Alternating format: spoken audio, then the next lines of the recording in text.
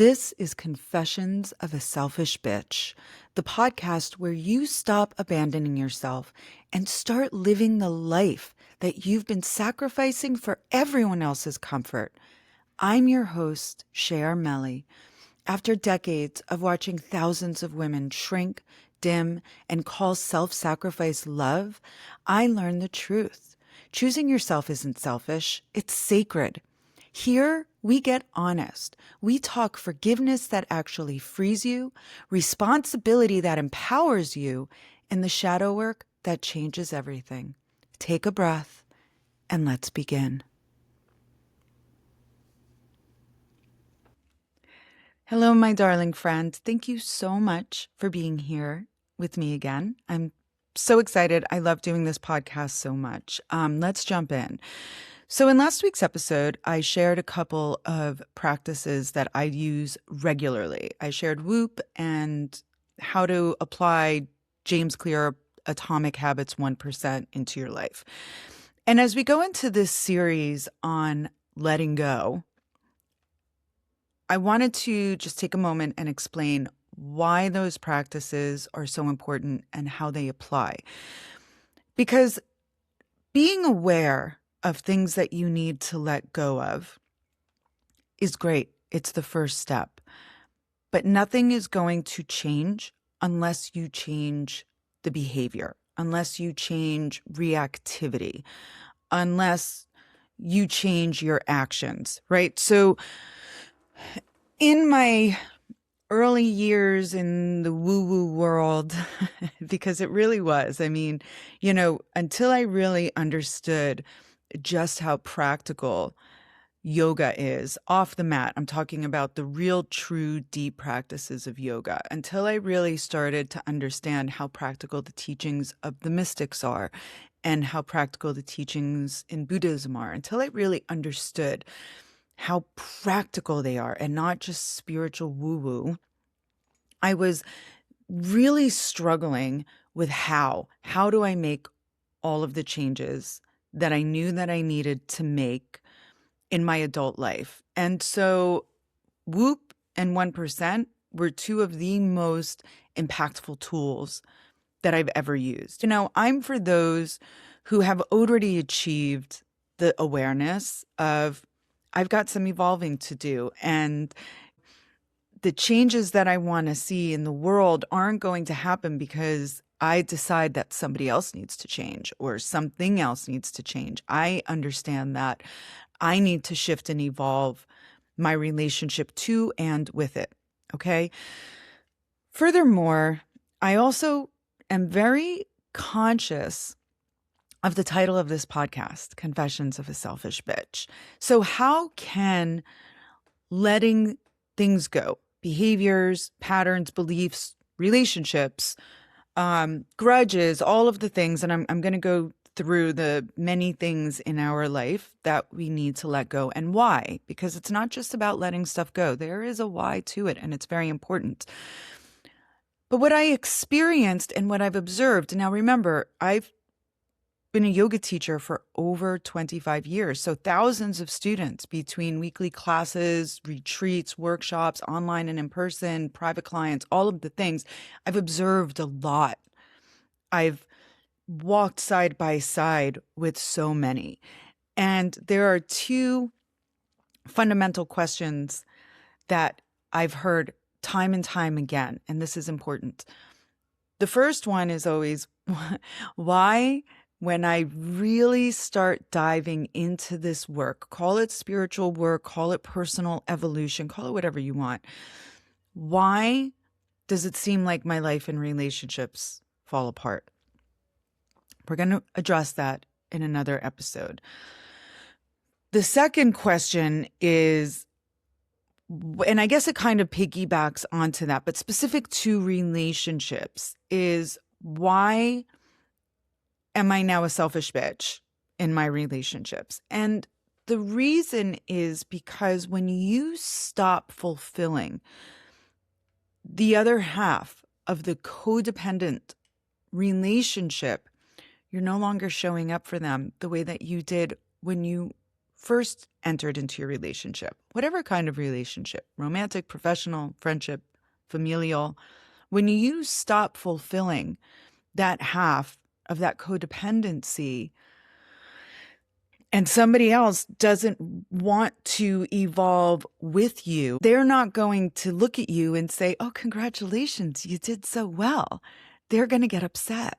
They get upset. They do. It's, you have to be on an evolutionary journey with somebody. And that's not an easy thing to do, but it is very possible. Nobody is perfect. All that we need to know is that they are evolving with us, not at the same time, not at the same rate, because that could be a slippery slope. If you're having a down moment in your process, if you're having, a bitchy moment, for lack of a better way to describe it, you don't want to be there at the same time, right? You kind of want them to be in a more balanced place, right? But we have no control over anybody else. So please don't ever pursue your growth, your processes with the intention of getting somebody else to do it. It's hard because you want them to, but you've got to do it for yourself and hope and pray that the people that you have in your life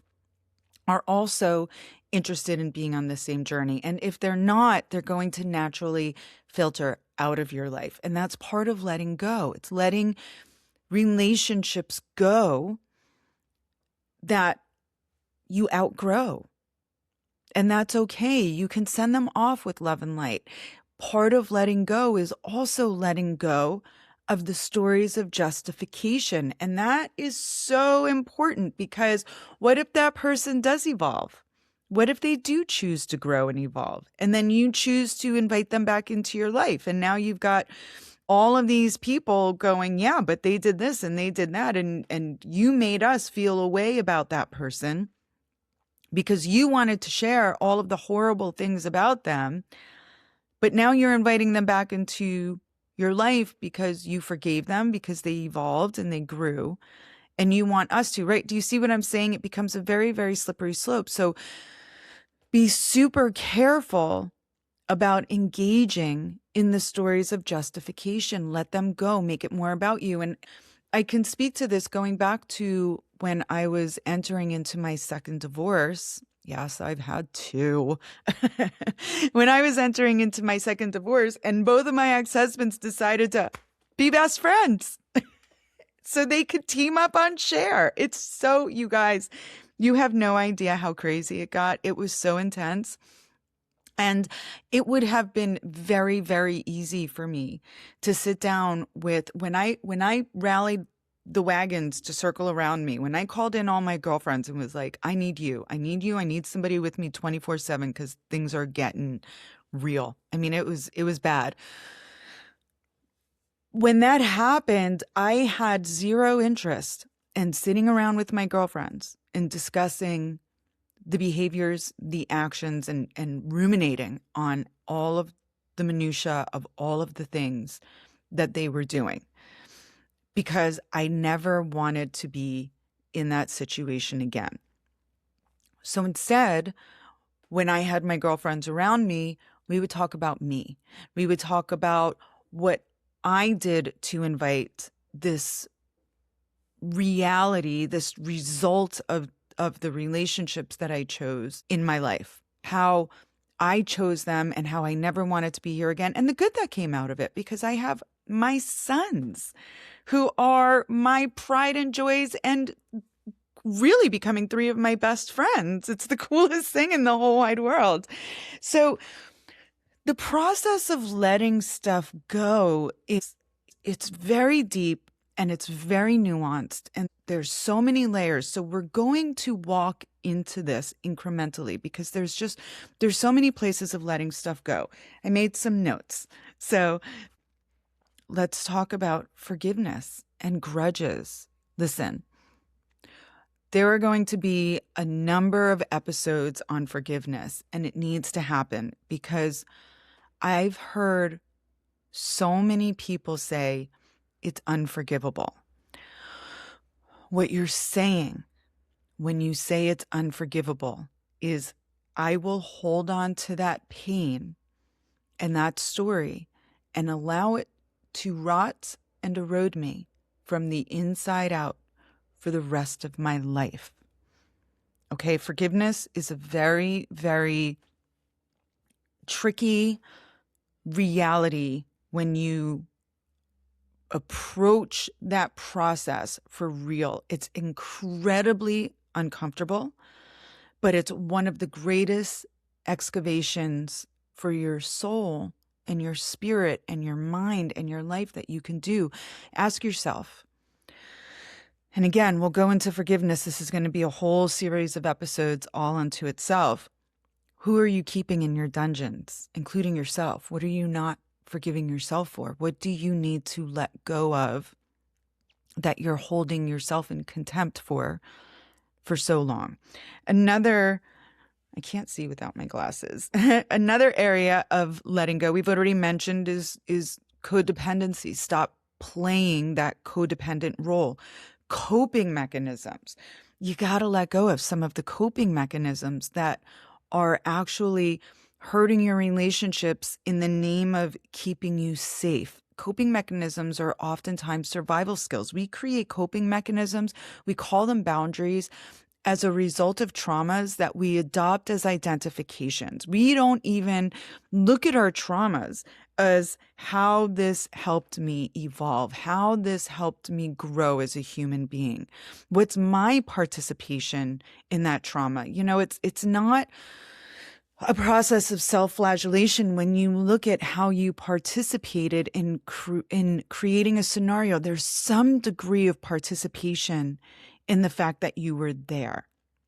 Now, look, horrible things happen to people. And I don't know that spending time in wondering why that happened to you is worth it. Because, any kind of answer in why terrible things happen to people is theoretical. You don't know. You don't know what motivated somebody else. You don't know what their ancestral history is that caused them to behave and to do the way that they do, whatever it is that they do. Okay. I don't know that why this happened to me is ever a valuable conversation so much as how can I alchemize this into something that happened for me? So you're detaching from the why this happened to me into I'm gonna step into alchemy. I'm gonna be an alchemist. Read the book The Alchemist. It's so fabulous. Why this happened for me. Okay. So these victim mindsets, and again, look, if anything that I say is triggering to you, my darling, I love you so much. Good. I'm happy. Triggers exist not for the world around you to change for your comfort and to nurture the pains that you have inside of you. Triggers exist so you can see that you are harboring something inside of you intentionally, sure. And look, fair enough. We hold on to things very often because somehow we believe it gives us power, when in fact it is a cord. Picture it like an energetic vacuum tube that is sucking out your power and handing it over to the very person, experience, thing, whatever it is that first caused the harm, caused the pain, caused the trauma, whatever it is. So when you are holding on to these coping mechanisms based on a trauma with the intention of retaining your personal power, the opposite is happening. Look, I don't make the rules. I just freaking translate them. I don't know what to tell you. like This is just the journey of the soul. This is just how it works. Okay. So we're letting go of coping mechanisms. We're letting go of identifying with our traumas. We're boundaries. It's such a word that's used these days. You create your boundaries. My boundaries are crossed. But when you get really rigid with your boundaries, you're creating walls against love. You're creating walls against relationship, against joy. You know, our relationships are in our life experiences exist so we can have these evolutionary processes. How many times have you asked yourself, what's my purpose in this life? Indeed, it's an excellent question to ask, and trust and believe there will be an episode on that. There's so many episodes to record. It's wild that I ever thought I wouldn't have anything to say. So boundaries, instead of looking at establishing boundaries and holding that line, letting go of boundaries, putting down those walls and getting clear on what your values are, what your core values are, and understanding that instead of having these walls built around your heart, you are understanding that a value is being challenged, that you can then say, well, is this actually a value? Is it a boundary? Meaning, is it a wall that I've created based on a trauma that I'm now bringing into present time and imposing upon the current person, relationship, scenario, whatever it is? Or am I clear on what my values are and they are being challenged right now and I can't do that for you? And let me tell you something, nothing is going to get you called a selfish bitch like saying to somebody, I can't do that for you, when they really want you to meet them in a space of whether it's a codependent relationship or behaving in a way that they want you to. And as you're in this evolutionary process, a way that they expect you to, that you have historically, but you don't have to continue behaving that way, believing the way that you do for somebody else's comfort. It doesn't go over well. And again, those are guilt and shame stories that, you know what I'm going to say, let it go. It's not yours to carry. Beliefs about yourself. You guys, there are so many limiting, self-sabotaging beliefs that we have about ourselves and what we're capable of and what's expected of us and what we have to do and so on and so forth. And these are more things that it's just time to let go of. 2 more points, and then I want to move on because I don't want to keep you here for too long before we get into the next episode. Another thing to let go of is thinking that you know anything. I'm sorry. Sorry, not sorry. But the fact of the matter is we know nothing. Collectively, as human beings, we know nothing. We know our past. We know our experience of what happened. We know part of what motivates us to do things, because subconscious motivation is massive, majority of what motivates us to do things. So half of the times we don't even know why we do something, much less anybody else. When we move through life, we look at what's in our immediate environment and we judge based on that. Judgment is healthy. It's necessary. Some judgment, right? It is survival. It's for the purpose of survival. You have to know what's happening in your environment for the purpose of survival. Judging another person, that's not healthy. Let that shit go. But thinking that you know anything, when you step out into your world, imagine yourself stepping out of the Empire State Building at ground level and all of the cars and all of the people and the horns and the street lights and everything is happening around you.